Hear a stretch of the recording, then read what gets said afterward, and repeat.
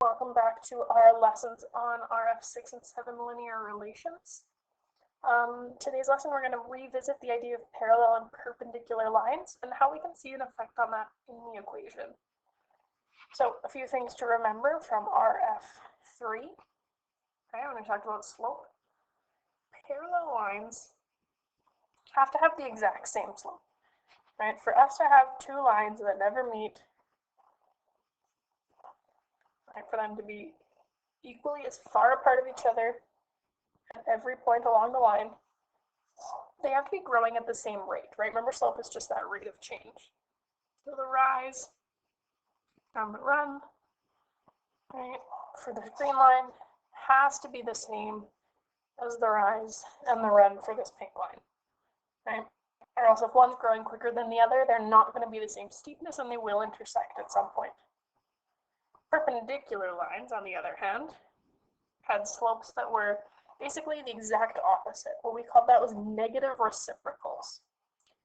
Right, for them to meet perpendicularly, so at a 90-degree angle, if I have one line with a positive slope, if I'm having a line that meets that at 90 degrees, right, it has to have an opposite sign of slope, so negative, right?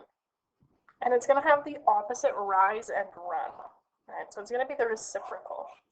So getting rid of that there, right?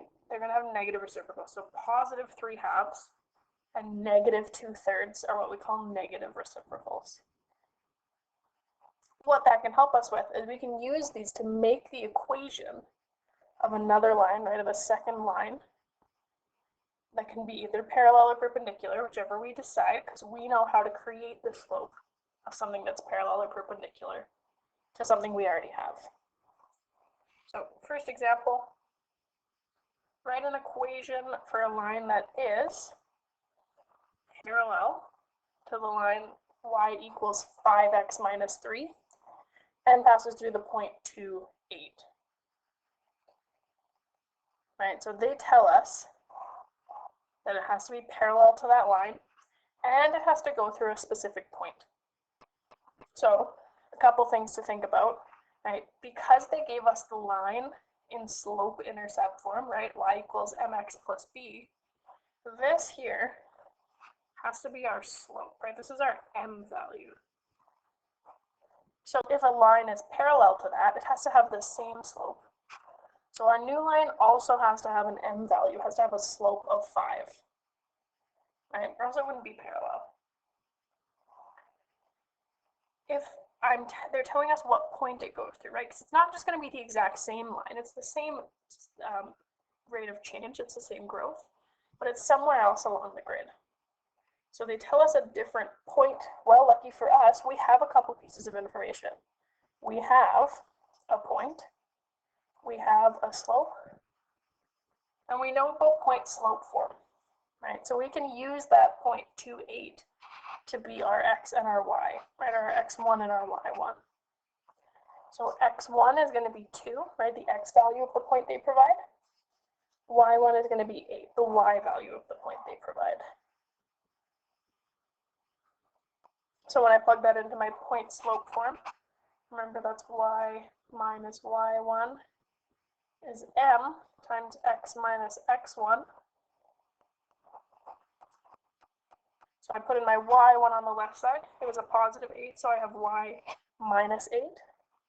I put my slope, my m value in 5, right, because it has to be the same. X minus 2. So that means that this equation, right, y minus 8 equals 5, x minus 2, is a line that's parallel to that provided line, 5x minus 3. Right, and passes through that point 2, 8. We know that because it's in point slope form. And we can leave it in point slope form. It didn't tell us that we had to provide it in slope intercept form. So we can leave it there, but we know that we can always convert between those forms. They give us another one. Now we want something to be perpendicular. All right, perpendicular to the line 5x minus 3. And this one also goes through that same point. So the first thing to think of is because I want it to be perpendicular, I want my slope, right, because I want it to be perpendicular to a slope of 5. I want the negative reciprocal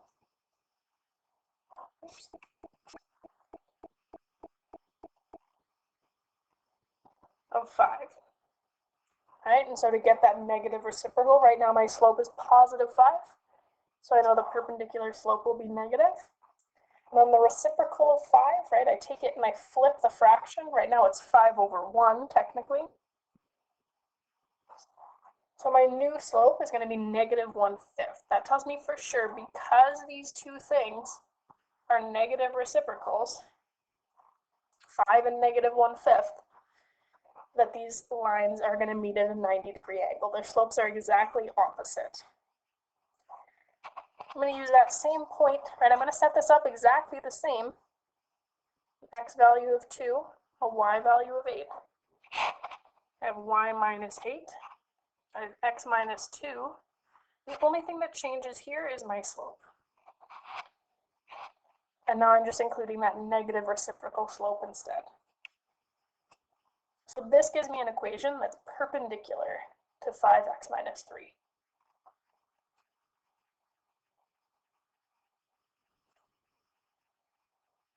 Write an equation for a line that is parallel to the line y equals 2x minus 9 and passes through the point negative 1, 4. So we have a few practice questions here. We'll give some of these a try. So again, we're looking for that key word. We're looking for parallel or perpendicular to help us identify. All right, that's going to go ahead and tell us the slope. And this time, because I want it to be parallel, I want my slope to be the same. I know they tell me a point, so I'm going to include that point. Point slope form is going to be the easiest for all of these here. Because they're giving us a point, we're just going to roll with it. An x value of negative 1 and a y value of positive 4, pulling that straight from, right, that point that they give us. Okay, going to tell us x1 and y1. We can even write it at the top of the page here just to remind us. Y minus y1 equals m times x minus x1, right? That's our point slope form. And then we just substitute in the numbers. Right? Y minus 4 on the left side equals 2, right? Same slope, x. And this time it's going to be plus 1, right? Because I'm doing x minus negative 1. Let me write that again. X plus 1. So all we need is to fill in the blanks. And then we have an equation. And 2x plus 9 is parallel to this y minus 4 equals 2 times x plus 1. Next one, perpendicular. So same idea. This is going to help us identify our slope. This time they gave us in point slope form. But remember, point slope form still tells us the slope. This 3 is still going to tell us the slope. So to be perpendicular, if we have positive 3, our new slope will be negative. Reciprocal of 3 is 1/3. And I'm going to do the same thing. I'm going to find those new points. They tell me an x and a y, so I'm going to use those. X looks like it's a negative 5. And y looks like it's a negative 2. So, ignoring the fact right there already told us some points, but we don't need those. Just like in slope-intercept form, we ignored the y-intercept they gave us because it didn't help us find any new information. I'm going to have y. This time it's going to be plus 2, right? Subtracting that negative is negative 1/3 x plus 5, again, subtracting that negative, turn us into a positive. So take a minute, pause, give C and D a try.